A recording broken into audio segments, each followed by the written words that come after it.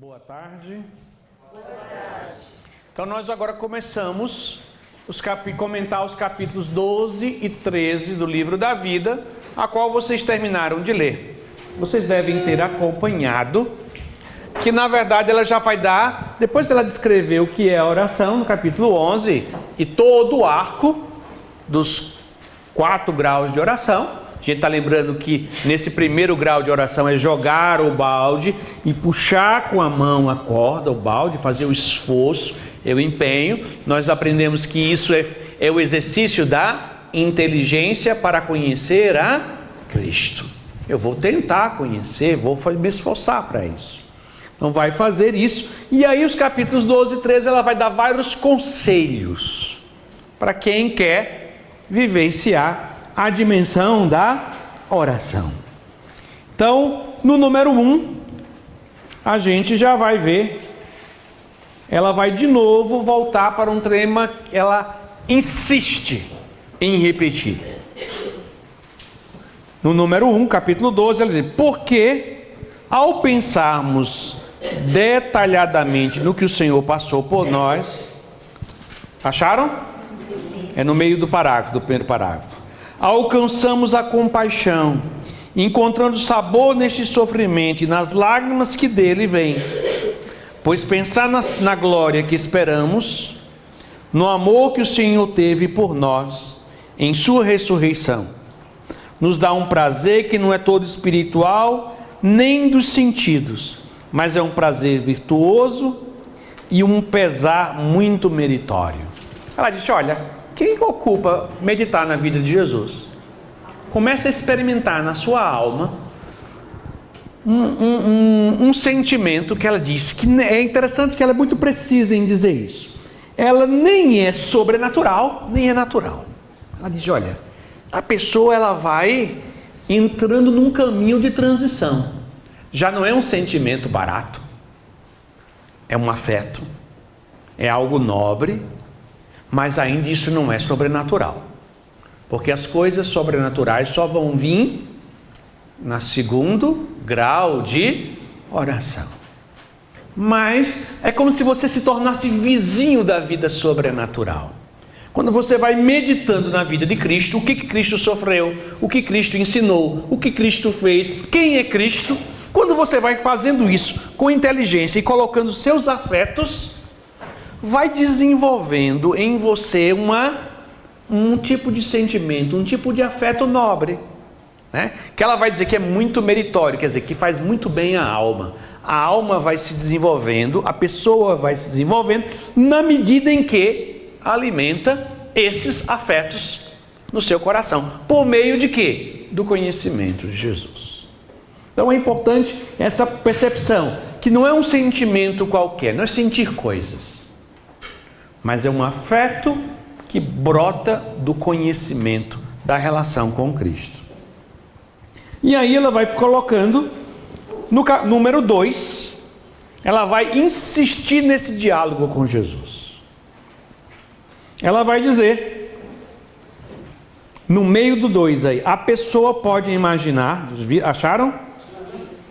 A pessoa pode imaginar que está diante de Cristo, acostumar-se a enamorar-se da sua sagrada humanidade, tendo sempre consigo, falando com ele, pedindo auxílio em suas necessidades, queixando-se dos seus sofrimentos, alegrando-se com ele em seus contentamentos. Vocês já notaram que é uma questão de se ligar a Jesus. Você está com dor, você diz: Jesus sofresse lá no Getsemane. Você está com alegria, você se alegra com Jesus ressuscitado. Você está meio chateado com a vida, se queixa para dizer: oh, Jesus, a vida está difícil, não está fácil não, viu? Aí você vai, e aí você vai, e aquilo ali, você vai criando uma amizade. Como todo amigo não é assim? Você vai contando. Ora você vai agradecendo a ele, ora você vai reclamando para ele. Você vai criando, ela vai dizer: crie um laço com a sacratíssima humanidade, com Jesus, o Deus, o verbo que se fez carne e veio habitar. Vá conversando com ele, habitue-se, acostume-se a conversar com Jesus, partilhando esses seus sentimentos, essas situações. e nunca esquecendo-se dele por nenhum motivo. E sem procurar orações prontas. Ela disse, não é para você rezar Pai Nosso e Ave Maria. É para você conversar. Bate um papo com ele, você conversa. Conversa sobre a sua dor, sobre a sua alegria. Você vai se habituando esse colóquio com Jesus, que é tanto a oração como no dia a dia. Você está lá no metrô, todo mundo pisou no seu pé. Jesus, hoje o dia está difícil. Jesus, não sei o que. Jesus é muito ruim, né? Ter que andar de metrô. Jesus, tem dia que é difícil, viu, aguentar. Aí vai lá, aí pega aquela homilia de um padre que não diz nada com coisa nenhuma. Jesus, é difícil escutar essa homilia. E você, sem notar, você vai desenvolvendo um hábito de quê? De conversar. A oração já não é simplesmente rezar Pai Nosso, Ave Maria, nenhuma coisa muito complexa. Eu preciso meditar, eu vou falar. Vou conversar com Ele. Tanto na leitura, tanto no momento da oração, na minha lex, como no dia a dia. Ela diz, acostume-se a conversar com Jesus. Acostume-se. Tenha hábito. Se dirija a Ele várias vezes durante o dia. Fazendo ligações. Como? É dor? Lembre de momentos que Jesus passou dor. É de alegria? Está numa festa com os amigos, eu digo, estou tomando um vinho gostoso, eu digo, Jesus participou das bodas de Caná. Então, olha Jesus, como é bom estar aqui, porque tu também estiveste numa situação dessa. Então, nas alegrias, nas dores, nas coisas que você consegue, aquilo, aí você vai dizer, Jesus, eu não estou... Para mim está difícil essa escola de oração, está arrastado para mim. Então você diz para ele. É engraçado que quando você faz isso, o que acontece? Humanamente acontece um efeito. Você desabitua-se a reclamar para as pessoas. Porque você já reclamou quando você começa a criar a convicção que Jesus é uma pessoa. Então, se você queria achar que aquele metrô, aquele engarrafamento é chato, é difícil, se você chegar para Jesus no meio do caminho, Jesus, eu não sei se eu aguento mais andar todo dia nesse engarrafamento na Marginal. O que vai acontecer? Você, quando chegar em casa, não vai ter mais vontade de falar sobre isso. Acabou. Porque você já falou com uma pessoa. Não vai precisar mais seu esposo ou seu marido ter que escutar uma chatice. Você já passou a sua chatice para quem? Para Jesus. E é bom que ele suporta. E é engraçado, ele não só suporta como gosta. A única coisa que Jesus não gosta é que você não fale com ele. Que você viva como se ele não existisse. Ele prefere que você reclame dele do que você não lembre dele. Então, ela disse, olha, acostume-se a fazer isso. E não com orações prontas, mas, como ela diz, preferindo palavras que exprimam seus desejos e suas necessidades.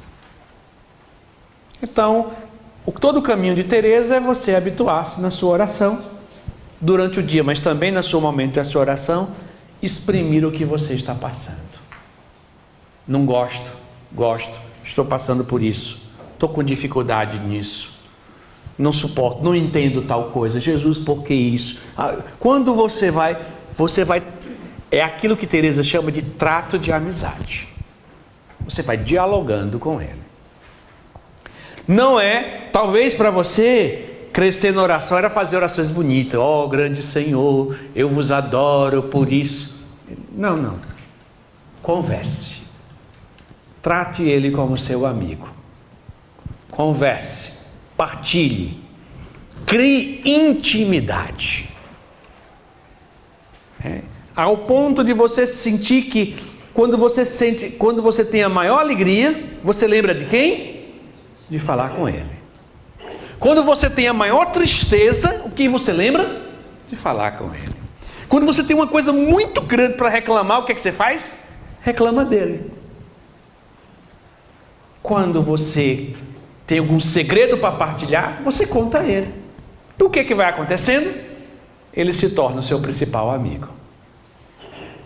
Toda a dinâmica teresiana do trato de amizade é isso, é construção de amizade. E claro, para isso eu tenho que fazer aquele papel antes. Eu preciso conhecer Jesus. Vai ser difícil eu coisa assim, Jesus, eu estou sofrendo agora, porque tu também sofreste. Tu sofreste quando, hein? Eu acho que eu já escutei alguma palestra que Jesus sofreu em algum lugar. Aí você vai ter dificuldade, né? Alexo vai lhe dar as informações sobre Jesus para você conversar com ele sobre as coisas dele. Então ela vai dizer todos. Ela continua no próximo parágrafo, ainda no 2. Essa é excelente maneira de progredir e com rapidez. E adianto de que quem trabalha para ter consigo essa preciosa companhia, aproveitando muito dela e adquirindo um verdadeiro amor, por esse Senhor, a quem tanto devemos, terá grandes benefícios. Ele disse, olha, quem ficar com Jesus o tempo todo conversando com ele, vai desenvolver grandes benefícios. Vai crescer muito na sua vida de oração. Como eu gosto de dizer, porque Jesus é o único ser que suporta a nossa verdade. É o único. Nem nós mesmos aguentamos a nossa verdade. O único ser que aguenta a gente falar tudo é Deus. Seu marido não consegue, sua esposa não consegue, seu pai não consegue, sua mãe não consegue, seus colegas de trabalho não conseguem ficar ouvindo você falando o tempo todo das coisas. Isso é desgastante. Porque você vai, mas eu estou passando isso, estou com medo disso, estou com isso aqui. Se você desenvolve que a primeira pessoa a falar é Jesus, de tudo que se passa em você, você construiu o seu grande amigo. E é interessante, como tudo que é mais pesado passou sob um filtro da sua amizade com Jesus, o que é que vai acontecer? Você será uma pessoa leve para os outros.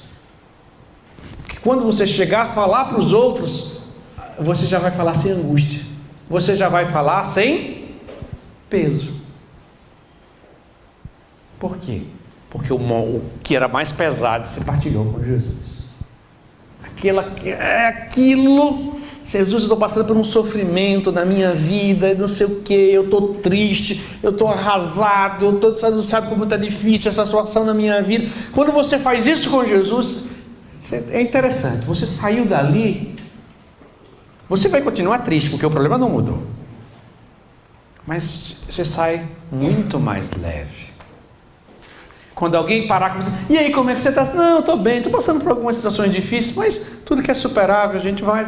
Então, é uma tranquilidade que a pessoa começa a ter, porque ela aprendeu a conversar com Jesus, dialogar com Jesus, ter essa companhia 24 horas no dia, da qual a gente fala sempre e o tempo todo. Partilha aí com a pessoa do seu lado. Só concluindo o que ela disse, ela vai dizer, no 3 ainda, no meio do parágrafo do 3, esse modo de trazer Cristo conosco é útil em todos os estados. Significa, não importa se você está no primeiro grau, no segundo grau, terceiro, no quarto, no quinto, ou 20º grau de oração, traga Cristo unido a você. É interessante que Teresa tem em fenômenos, a gente vai aprender isso amanhã, o que nós temos em vida. Os fenômenos de Teresa são fenômenos que, claro, aconteceram, mas eles são pedagógicos. O que significa que são pedagógicos? Não significa quando diz que, por exemplo, a gente vai ver amanhã oração de quietude, oração de união. Aí, César, quer dizer que se eu passar para o primeiro, segundo, terceiro grau de oração, eu vou ter oração de quietude, oração de união? Não. Necessariamente você não vai ter nenhum desses fenômenos. Mas você vai ter o equivalente a isso como uma graça. Como é que Teresa aprendeu a importância de ter Jesus do lado dela, de uma forma pedagógica. Como é que eu chamo uma coisa pedagógica? Deus fez com Teresa o que ele faz com todo mundo, só que ele fez com ela de forma visual. Igual que ele bate criança, para dar um exemplo, tem que ser lúdico, tem que ser visível. Como é que Teresa aprendeu a ter Jesus do lado dela e cultivar isso? Ela teve durante um tempo na vida dela uma forma de visão que Jesus ficava 24 horas do lado dela. Ela acordava, dormia, acordava e Jesus estava do lado dela. E César, o que isso significa? Significa...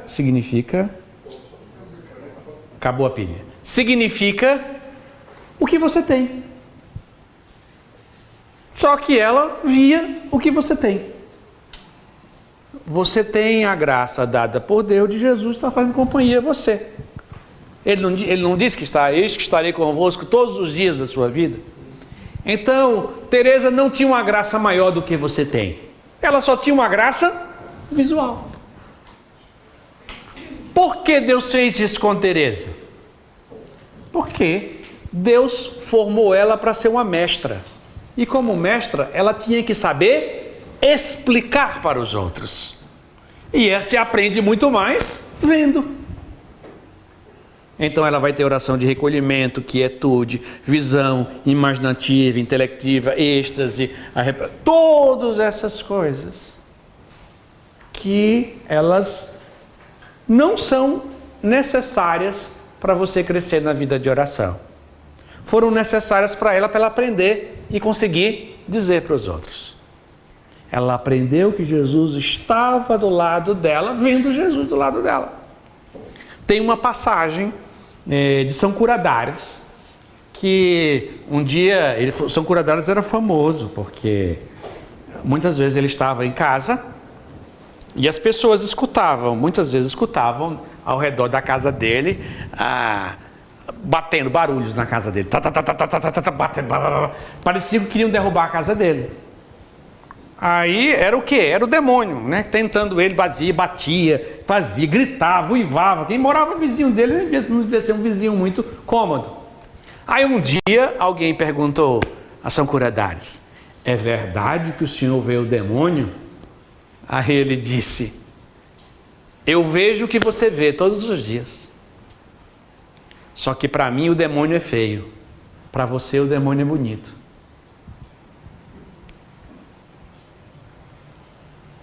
Traduzindo, o que significa? O demônio, quando tentava ele via o demônio de forma feia. O demônio, quando chega para a gente vê ele de forma bonita. Olha, dinheiro que eu vou ganhar. É bonito, para os nossos olhos é lindo. Só que ele via feio. É só uma questão visual, mas é o mesmo demônio. O mesmo demônio que batia na porta lá, é o mesmo que tenta a gente num pensamento insistente, numa desesperança, numa raiva, numa irritação. Sabe aquela irritação que não sai, aquela raiva que não sai? Aquelas vezes que num casal que eles começam a brigar um com o outro e parece que não se entende o tempo todo. Parece que um fala uma língua, outro fala outra. Será que a pessoa não consegue perceber que tem alguma coisa a mais? Tem. Só que você não vê.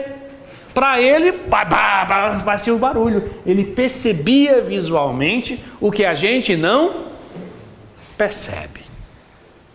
Então, a grande obra é essa percepção de cultivar a presença de Jesus. Jesus está do meu lado.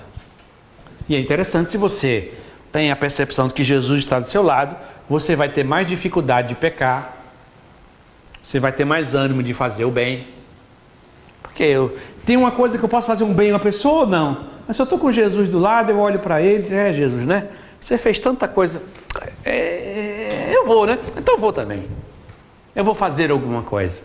Quanto mais a gente cresce nesse cultivar esse relacionamento, mais isso vai se desenvolvendo. E ela vai dizer o seguinte: aproveitando muito dela, adquire-se o verdadeiro amor por esse Senhor. Já estou no outro parágrafo. Onde você está? Não, é porque eu errei mesmo. No 3, continuando, né? Eu vou repetir. Esse modo de trazer Cristo conosco é útil a todos os estados, sendo meio seguríssimo para tirar proveito do primeiro e breve chegar ao segundo grau de oração, bem como nos últimos graus, para ficarmos livres dos perigos que o demônio pode pôr. Olha, lugar de você passar a vida todinha dizendo, olha, o demônio está atacando aqui, o que eu vou fazer? Eu vou me aproximar de Cristo. Aproximando-me dele, eu vou estar próximo daquele que é a luz, e as trevas tendem a não querer se aproximar, ou não conseguem se aproximar, por causa de Jesus. Então, quando você cultiva essa forma de relacionamento, então qual é o primeiro grau de oração? É um meio de você cultivar a amizade com Jesus. Quando essa amizade se torna corriqueira, se torna íntima, se torna contínua, quando você de tanto alimentar, conhecer quem é Jesus, e de tanto alimentar, conversar com Ele, ela diz, fazendo isso, você passa para o segundo grau de oração. Mas ela faz ainda uma recomendação no 5, quando ela diz, quando digo, não se elevem sem que Deus os eleve. Certo? Vou para o meio do parágrafo. Tem ali, tentar ou presumir. Acharam? Sim. Tentar ou presumir, suspendê-lo por nós mesmos, deixá-lo de agir com ele, é o que considero inconveniente, porque assim ficaremos o quê? Essa é uma linguagem bem típica de Santa Teresa. Ela chama tudo isso de bobos. O que é a atitude de bobos? Frios, não conseguiremos nenhuma coisa nem outra. Quando vocês foram ler o segundo grau, o terceiro grau de oração, você vai ver que Deus suspende as nossas faculdades. Ele começa a nos elevar, começa a buscar um desejo de silêncio. Aí o que é que a pessoa, lendo o livro espiritual, ela cai numa tentação? Qual é? A contemplação é ficar em silêncio diante de Jesus. Aí você vai, senta lá no sacrário, fecha os olhos e vou passar agora meia hora em silêncio. Vou ser contemplativo. Aí, daqui a pouco você está pensando na conta do fim do mês. Você diz, não, é Jesus. Aí você fica. Ou então, você fecha seus olhos. Não pensar em nada. Não falar em nada. Eu quero encontrar com Jesus. Aí começa a fixar os olhos assim, parece que vai formando alguma imagem assim na cabeça. Você não está fazendo nada. Segundo Santa Teresa, você está fazendo papel de bobo. O bobo é que fica sem pensar em nada, sem buscar nada, sem alimentar nada. Assim, não é assim. Não suspenda suas faculdades, a atividade dela, a sua inteligência, a sua memória, sem que Deus mesmo faça isso com você. O seu papel qual é? Conhecer Jesus, conversar com Ele, aprofundar e bater um papo com Ele todo dia. Ler o Evangelho, olha, Jesus curou o cego. Cura Jesus a minha cegueira também, porque eu não vejo as coisas. O seu papel é esse. Você vai conversando com Jesus todos os dias. Se porventura for do seu chamado a forma de elevar, que vocês vão ver no dia de amanhã, ela vai mostrar, a partir da oração de quietude, ele vai mostrar como Deus sobrenaturalmente vai suspendendo algumas faculdades para você dialogar com Deus. Mas ele vai dizer, no outro livro ela vai usar a passagem do Cântico dos Santos, não desperteis o amor até que ele o queiras. Então não desperte, não fique inventando de querer ir para não sei aonde. O exercício de oração é conhecer Jesus, ocupar-se com Ele, conversar com Ele. Mesmo que você já tenha oração de quietude, oração de união, oração do que for que você tenha na vida, não interessa. Não interessa o que você tem. Interessa é que você vai conhecer Jesus. Se Jesus, num dado momento, fazer você elevar isso, tudo bem. Mas mesmo eu já tive um êxtase na minha vida. Como é que eu vou rezar? Fazendo lexo direitinho, do mesmo jeito. Fazendo o nome do Pai, lendo o texto, fazendo as coisas. Se Deus quiser fazer alguma coisa, Ele faz. Se Deus não quiser, eu continuo ocupado com nosso Senhor Jesus Cristo. Dá para ficar claro isso? Então é isso que ela vai dizer. Não fique numa situação de bobo. Já entrando no capítulo 13.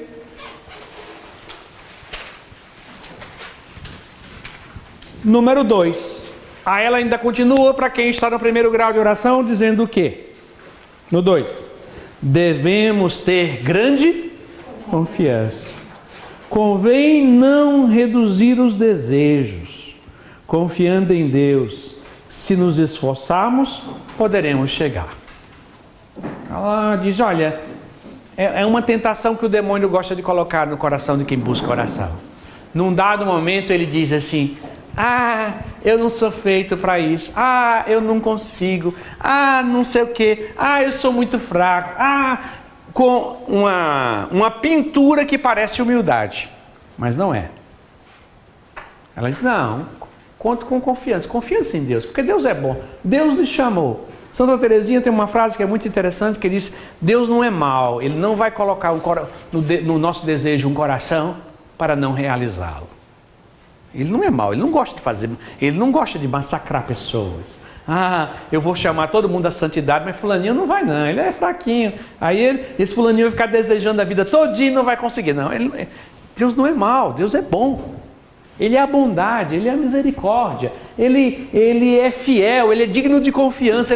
Então, caminhe na confiança. É confiando, Deus vai dar a graça. Confie porque Deus é bom.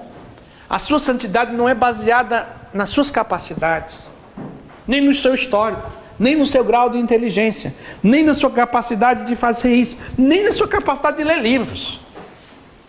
É muito mais do que isso, é uma graça que Deus dá. E Deus dá a todos. Então, caminhe com confiança. E como ela vai falar depois, com grandes desejos. Ela diz, desde o começo eu tive grandes desejos. Mesmo quando eu só caía. Mas eu permanecia desejando ser santa, viver uma vida de união com Deus. Quanto mais eu caía, mais eu renovava o meu desejo de ir, de chegar lá. Então, ter uma vida de confiança, ter uma vida alegre, não é com neurose, nem muito menos com escrúpulo. Eu sou pecador, eu não presto, eu não consigo, eu não posso. Não, nada disso. Com confiança. Somos frágeis, mas sou eu e você. É frágil o Papa, foi frágil Teresa, foi frágil São Francisco, foi frágil todo mundo. Mas só que eles tiveram confiança. Alimentaram grandes desejos. E colocaram esses desejos, pouco a pouco, em prática. E as coisas andaram. Então, muito cuidado para que a gente não tenha esses escrúpulos, esses dramas, essas coisas. Não consigo, não posso. Não, quando você faz isso, o que é que você está fazendo? Você pegou o foco. Está vendo esse foco que aqui está me filmando? Aqui tem um foco. Você pegou o foco e fez isso. Para você.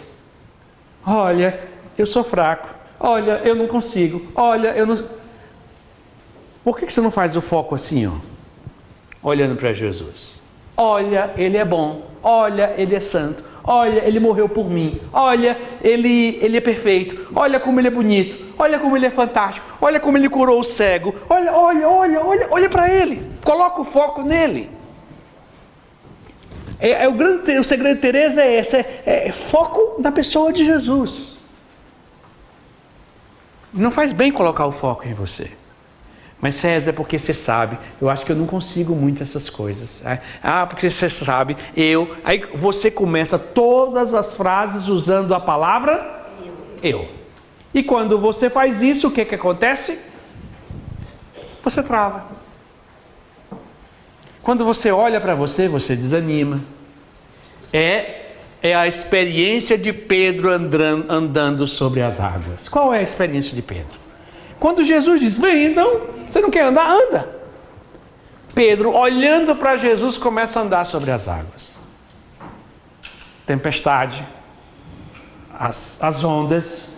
O que é que ele faz? Ele faz isso. Pronto. Não dá 15 segundos. Virou submarino. Mergulhou. Nós afundamos todas as vezes que nós paramos para olhar para o meio ambiente, o ambiente que está ao redor, e a pior de todas as quedas, como começamos a olhar para nós mesmos. E sempre construindo a frase com eu na frente. Eu não consigo. Eu não posso. Eu não levo jeito. Você não notou, você é o centro. E o centro da nossa vida deve ser um outro. E quando você é um centro, o que é que acontece? Não sei se você... Desse dia eu estava falando de um desenho animado que tem aqui, acho que ele ficava rodando. Vocês lembram de um desenho animadozinho? Tinha um bonequinho que ficava rodando. Né? O Diabinho da Tasmânia. Até o nome dele já tem tudo a ver, Diabinho. Né? E o que ele fazia? Ele rodava tanto ao redor de si mesmo que ele cavava um buraco e caía dentro do buraco. Nós caímos na nossa vida quando fazemos isso, quando rodamos ao redor de nós mesmos, falando eu em todas as frases. Lugar de olhar, sendo Cristo em todas, Ele, por Ele, para Ele, nele é todas as coisas. Aí quando a gente faz isso, as fraquezas continuam as mesmas, só que elas deixam de ser o centro. A gente foca na pessoa de Jesus e começa a andar. Então, ter confiança e ter coragem. Número 3. No número 3, ela vai dizer o seguinte, no meio do parágrafo. Neste primeiro grau de oração, é preciso caminhar com lentidão e prudência, seguindo o que o mestre lhe disser. Mas é bom tomar cuidado para que o confessor não ensine a andar como um sapo. É engraçado, ela realmente, tudo dela é uma imagem, né? Tudo ela tem um exemplo, uma imagem. Nem treina a alma a caçar lagartixas. Essa que é a melhor de todas, né? Treinar a alma para caçar lagartixa. O que é treinar uma alma para caçar lagartixa? É fazer a pessoa descobrir todos os defeitos dela e tentar mudar todos os defeitos. Mas será que você é uma boa esposa? Será que você é uma boa funcionária? Será que você é um bom trabalhador? Será que você não tem não sei o quê? Daqui a pouco você vai encontrar 15 mil defeitos em você. E daqui a pouco você vai tentar resolver 15 mil defeitos para ver se você anda. Resumindo, você não vai andar? Nunca. Mas cuidado para você não ser treinado para andar como o sapo, nem viver caçando lagartixa, caçando defeito. E muitas vezes você vai se ocupar com defeitos, que eu vou dizer uma coisa para você, que Deus não está nem um pouco interessado em mudar em você. Tem coisas que Deus não está interessado em mudar. Talvez você esteja, mas Deus não está. Paciência, né? Então provavelmente você não muda nunca nisso. Eu queria ser uma pessoa muito esperta. Não é bem assim. Às vezes Deus não... Se Deus te queria como uma pessoa muito esperta, Ele teria te criado uma. Isso não é essencial. Eu queria ser mais assim, mais assado. Não interessa, você é o que você é. E tem que crescer a partir do que você é. Mas você nunca vai virar. Tem gente, é aquela história, o tímido que queria ser uma pessoa expansiva que fala com todo mundo. É aquela pessoa expansiva que fala com todo mundo. E eu queria ser tão calado e reservado e silencioso como aquela pessoa. Não se preocupe, você nunca vai conseguir. Não vai. Você consegue ser santo, mas isso você não muda. Certo? São características que Deus está pouco se lixando em mudar essas coisas. Talvez incomode você, talvez incomode alguma pessoa que está do seu lado, que gostaria que você fosse outra coisa. Mas não dá. Você é isso. Você pode ser isso santo. Como eu gosto de brincar, tem santo de todo tipo, inclusive chato, antipático. Uns mais inteligentes, outros com a inteligência mais lentinha, mais difícil de entender as coisas. Tem santo de todo tipo na igreja de nosso Senhor Jesus Cristo. Então, você não precisa virar outra pessoa.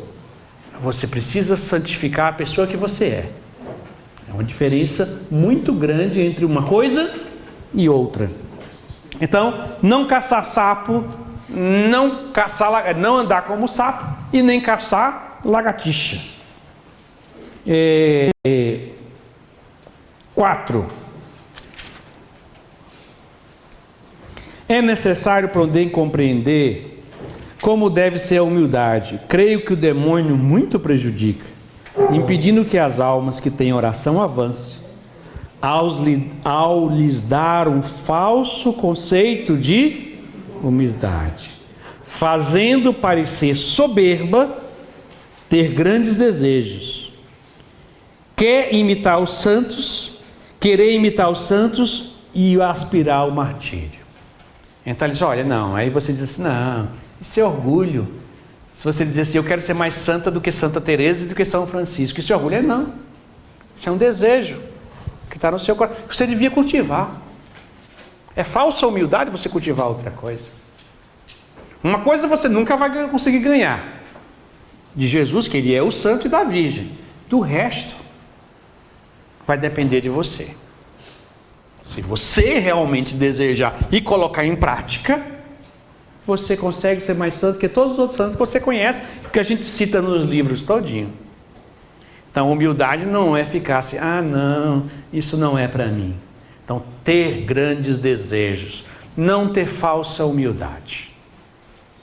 Buscar o que é grande, mesmo sabendo que nós somos pequenos. Como diria Santa Teresinha, é loucura muito minha, Senhor, que apesar da minha pequenez, eu anseio uma entrega total, um amor perfeito.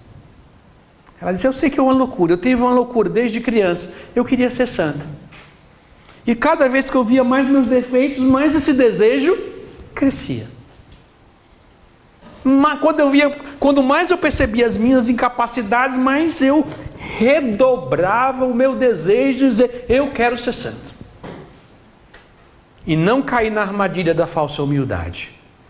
Eu acho que não. Dá para ser não, se eu for pelo purgatório eu já estou muito feliz. É uma falsa humildade. Porque ela não é verdadeira. Porque Deus não te criou para isso. Deus não criou para você andar como sapo, nem viver caçando lagartixa. Deus, na pessoa de Jesus Cristo, diz, sede santos como o meu Pai Celeste é santo. Então, cuidado com esses falsas coisinhas que vão minando o nosso anseio, o nosso desejo, o desejo de ter comunhão com Deus, o desejo de ser santo, o desejo de fazer a vontade de Deus, o desejo de contribuir para o reino de Deus, o desejo de conquistar almas para Deus, e muitas almas para Deus, ardentemente, trabalhar ardentemente para isso, sem ficar se escorando, porque isso não é para mim. Então, é desejar com anseio, com confiança. Claro que é um desejo não baseado em nós mesmos, que seria orgulho, mas baseado na misericórdia de Deus, na graça que Deus nos deu. Então, esses falsos desejos, essa falsa humildade que impede a gente crescer. Outra coisa que ela vai dizer aqui no capítulo número 8, já andamos bastante.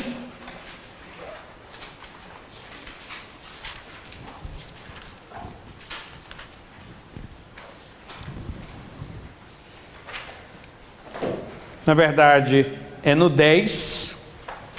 Outra tentação é ter pena dos pecados dos outros. Acharam? Número 10. Outra tentação é ter pena dos pecados e da falta dos outros. Tudo isso se apresenta sob a aparência de zelo de virtude. Precisamos saber discernir e ser precavidos. O demônio instiga e queremos remediar de pronto os males, fazendo-nos acreditar que o nosso único objetivo é zelar pela honra de Deus e desejar que Ele não seja ofendido. Aí é aquela pessoa, outra grande tentação para quem começa a vida espiritual.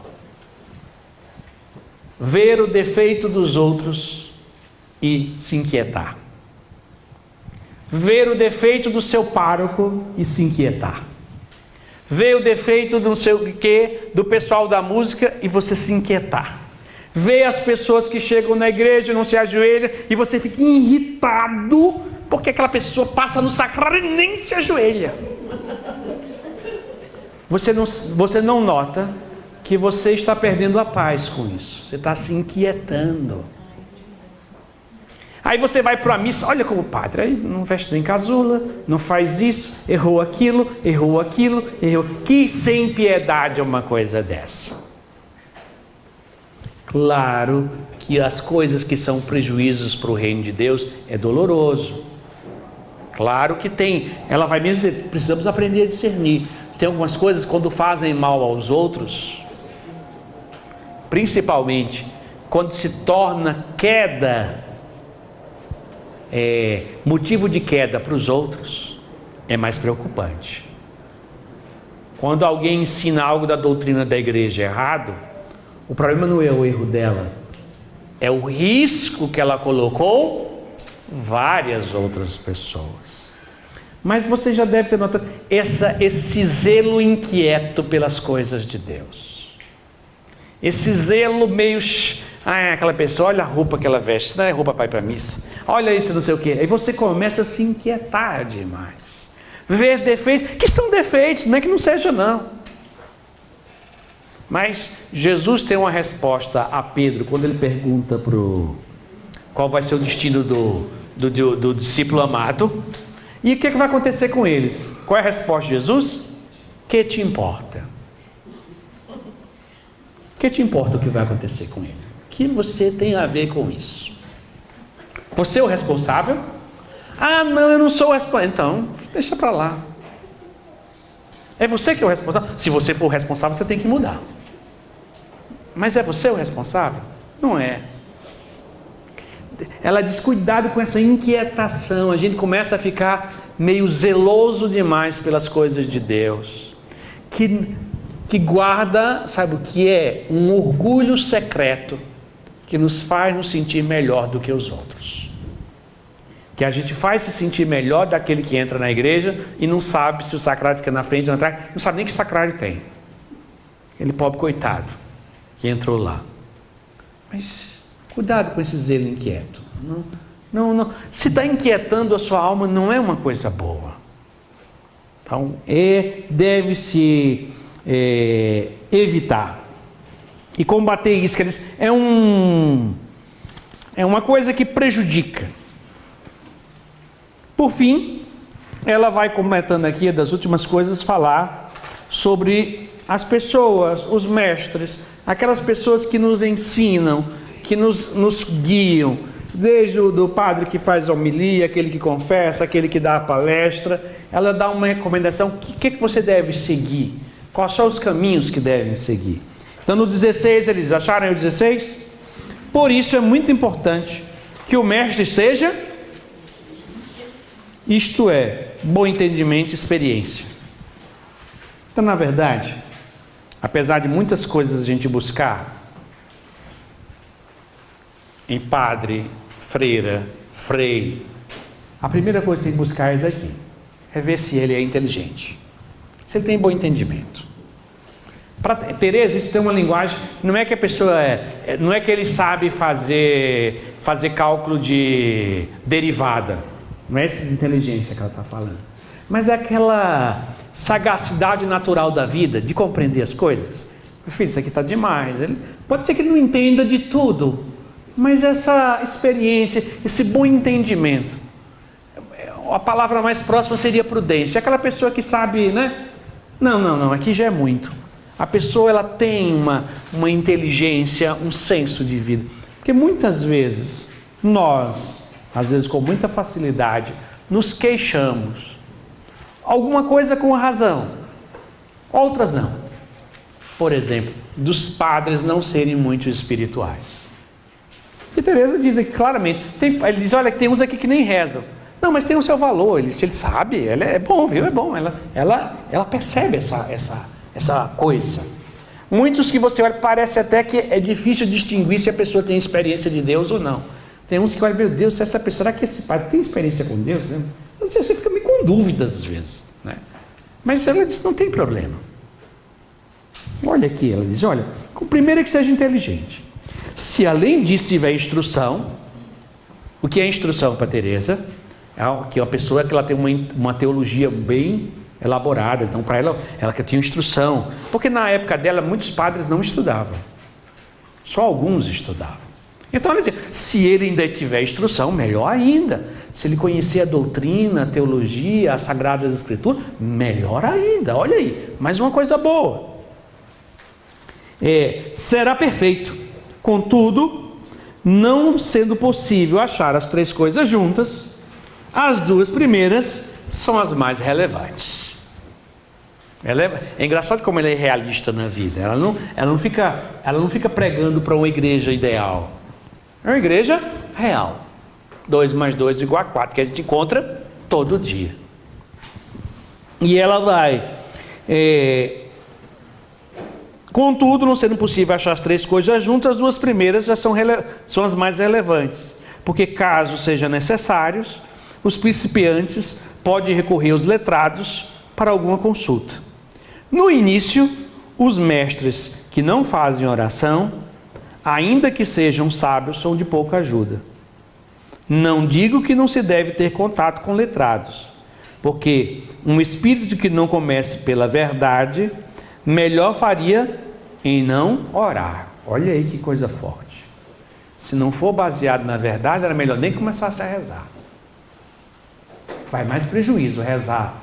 Como ela vai dizer aqui. Além disso, a instrução é muito boa porque ensina que pouco sabemos e nos dá luz, para que, chegando às verdades nas Sagradas Escrituras, façamos o que devamos. De devoções tolas, livra-nos Deus. Então, cuidado que a gente não virar da turma das devoções tolas. Sabe aquela pessoa que é a mais devota da igreja, que não é lá uma coisa muito boa. Teresa vai dizer dessas pessoas, livra-me Deus. Tem 252 devoções. Passa o dia todinho rezando dentro da igreja, mas não tem bom entendimento. É uma piedade tola, que beira superstição. Então ela diz, nós precisamos dos letrados, nós precisamos daqueles que entendem na igreja, para que ensinem a verdade. Porque a boa oração é baseada na verdade. Não numa sensação, não em sentimentos, não em emoções. A oração é baseada na verdade, na busca do encontro da verdade, porque Cristo disse, eu sou o caminho, a verdade e a vida. Se seguimos este processo com fidelidade, com dedicação, o Senhor nos abrirá a porta do segundo grau de oração. Mas isso já são cenas dos próximos capítulos. Nós vamos ver como Deus eleva a nossa oração para um caminho sobrenatural. Mas só fará isso se a gente fizer o dever de casa. Fazer essas coisas que ela está dizendo. Construir amizade com Jesus e não cair nessas tentações. Se perseverar assim com confiança e grande desejo, com certeza Deus nos conduzirá ao segundo grau de oração, ao terceiro, ao quarto, ao quinto, ao 20º. Não importa. Porque Ele que nos chamou é fiel, ao ponto de nos dar a graça de nos atrair a Ele. Amém.